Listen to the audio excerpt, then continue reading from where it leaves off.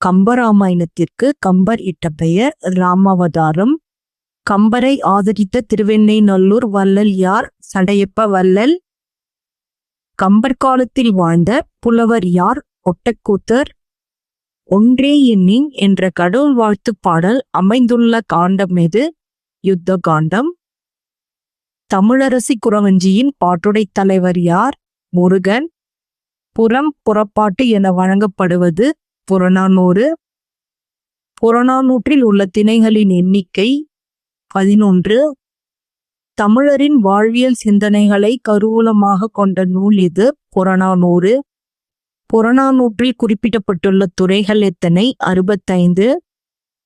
புறநானூற்று கடவுள் வாழ்த்து பாடியவர் பெருந்தேவனார். புறநானூற்று பாடல்களை ஆங்கிலத்தில் மொழிபெயர்த்த வெளிநாட்டறிஞர் யார்? G.U. போப். கபிலர் பிறந்த ஊர் திருவாதவூர். கபிலர் எந்த மன்னனின் அவைக்கள புலவராக விளங்கினார்? வேல்பாரி.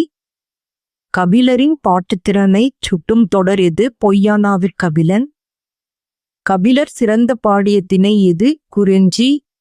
கபிலரை வாய்மொழி கபிலர் என்று போற்றியவர் மாரோகத்து நப்பச்சலையார். குறுந்தொகை கடவுள் வாழ்த்து பாடியவர் பெருந்தேவனார். அகநானூற்றை தொகுத்தவர் யார்? உருத்திர சன்மர். அகநானூற்றின் மற்றொரு பெயர் நெடுந்தொகை. அகநானூற்றை தொகுப்பித்தவர் யார்? உக்கிரப்பெருவழுதி. எட்டுத்தொகை நூல்களில் ஒன்று பரிபாடல். அகநானூறு மணிமிடை பாலத்தில் உள்ள பாடல்களின் எண்ணிக்கை 180.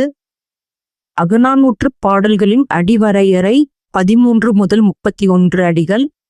நாமக்கல் கவிஞருக்கு வழங்கப்பட்ட மத்திய அரசின் விருது எது? பத்மபூஷன். இளங்கோவடிகள் சிலப்பதிகாரம். திருத்தக்கதேவர் சீவக சிந்தாமணி. நாதகுத்தனார் வளையாபதி. சீத்தலை சாத்தனார் மணிமேகலை.